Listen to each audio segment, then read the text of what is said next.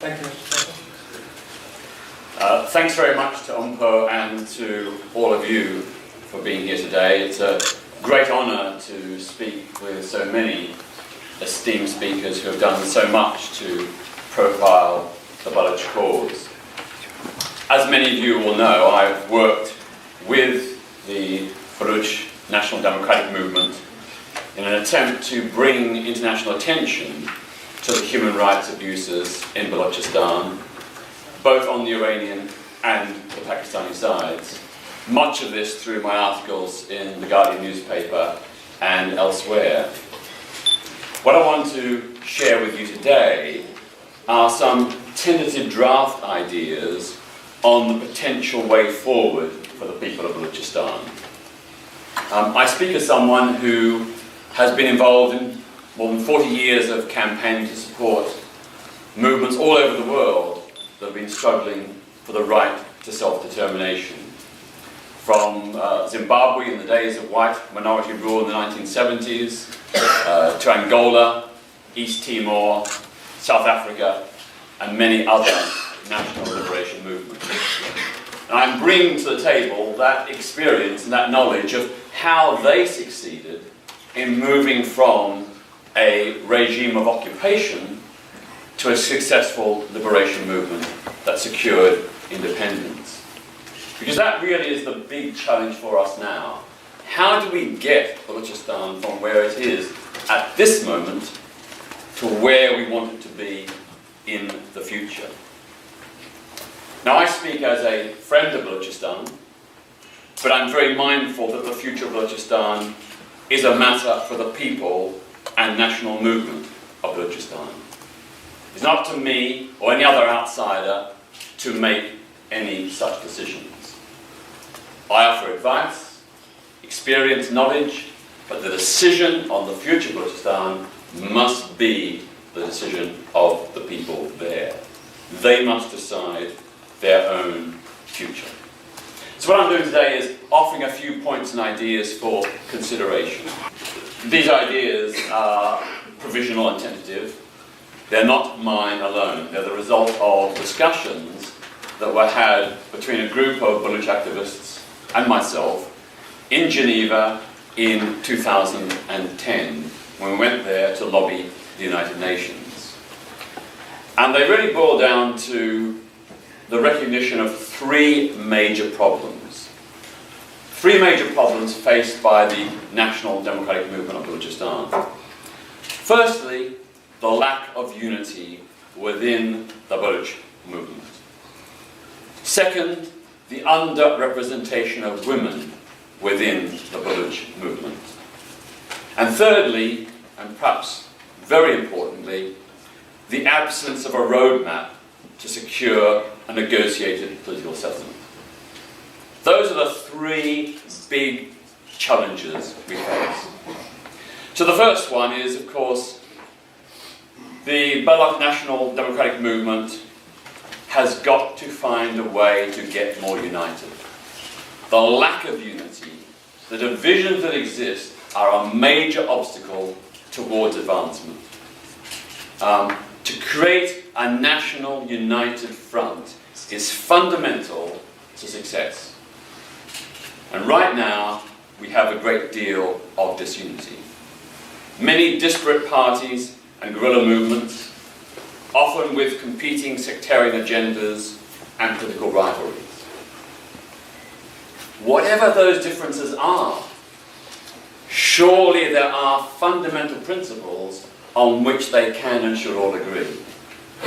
That strikes me as absolutely crucial for any advancement. And if you look all throughout history, national liberation movements have only won when they've been united. In a few instances, I'll come on to an example in a moment, in a few instances they have won despite disunity, but it's taken much longer and resulted in a consequent bloodbath. So for me, the unity of the Baloch movement is so important. People have to learn to sink their egos, to sink their particular agendas and histories, and recognize the common issues that can unite them. Now, we saw the consequences of division and disunity in Angola in the 1970s. There were three competing national liberation movements: the FLNN, the MPLA, and UNITA. They all fought their own sectarian quarter, and that delayed the process of winning independence. If they'd been united, they would have won independence in Portugal many, many years earlier. And then after independence won, there was a bloodbath, as these three movements then fought each other for control of the new state. Hundreds of thousands of Angolans died, and people are still living with the legacy of that sectarian civil war. Now, contrast Angola with South Africa. In South Africa, the African National Congress was able to present a program, the Freedom Charter, which united the disparate elements of South African society that wanted to end apartheid.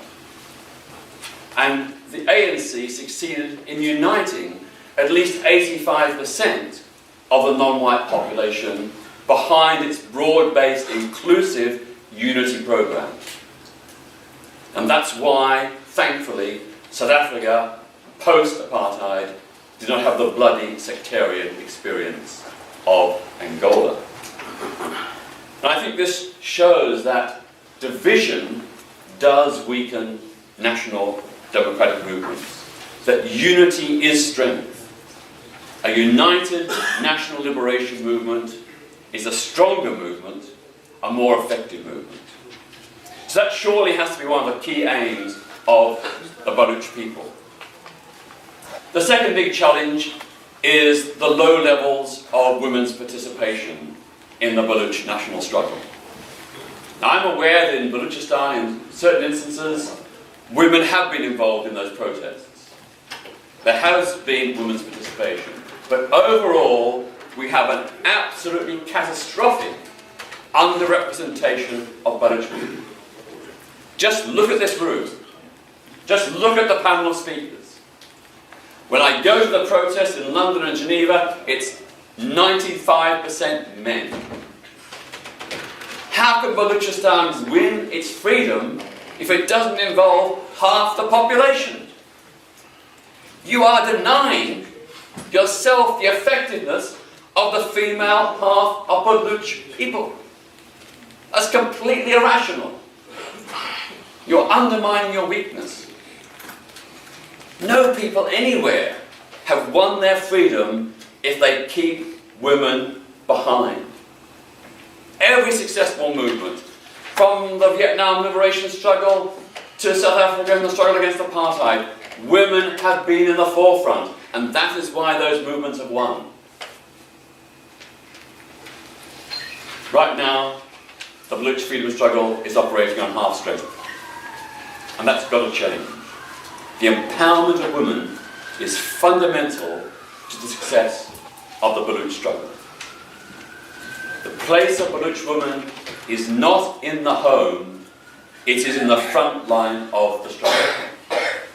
And if you want to win, we really have to change it. The third big problem is the absence of a peace and self-determination plan. We have many laudable aims from many different sectors of the Baloch movement, but there is no coherent plan of how we get to where we are to where we want to be. It is absolutely essential that there is a draft program to end the occupation and the human rights abuses, and to move towards a negotiated political settlement. If you can't present that to your own people and to the international community, you are putting yourselves in a position of extraordinary weakness. The Baloch movement needs to put Pakistan on the spot by giving them a plan, giving them a series of proposals. This is what we want. This is how we're going to get from here to there. The international community also wants to see such a plan. The international community wants to know, what are you standing for? How are you proposing to solve the conflict? And if you haven't got a plan, then the Baloch people are not going to be taken seriously. What I did in Geneva with my Baloch colleagues was draft some tentative provisional ideas for what we've called a Baloch Freedom Charter.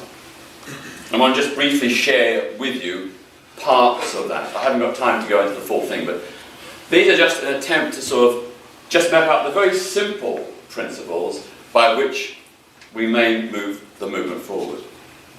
The first idea is that there should be the demand for a ceasefire and the cessation of military operations by all sides, plus the withdrawal of troops and paramilitaries to barracks, and a halt to the construction of new military bases and outposts, with independent monitoring and supervision by UN observers and peacekeepers. The second point is the release of all political prisoners and a full account of the fate of all disappeared persons. Third point, open access to all parts of Balochistan for journalists, aid agencies and human rights organisations. Fourth point, the right of return of displaced refugees, the restoration of their property and compensation for losses caused by the conflict. The fifth point, end inward colonisation of Balochistan by non-Baloch settlers. The sixth point, a UN-supervised referendum on self-determination, offering the people of Balochistan all options, including remaining part of Pakistan, self-rule enhanced and strengthened, and the option of full independence. Now, those ideas are only a very schematic outline. They're open for further discussion, refinement and amendment. But they are a starting point. And I think the Baloch national movement does need to present some credible, practical programme to resolve the occupation and secure self-rule. It's got to have that programme to be taken seriously. It's got to have the programme in order to unite the people of Balochistan. People of Balochistan want to know, what is this movement about? Where is it going? What's it trying to achieve? Without a document, they won't know. Without a programme, the Pakistanis and the Iranians will not be under pressure. Without a document, the international community will be reluctant to come forward because they don't know what the Baloch national movement wants. Now, I agree, this programme can be much more detailed, can be much more specific, but drawing on the Freedom Charter of the ANC, its great beauty was its simplicity. I think if I remember right, 14 simple points. Here's only 6.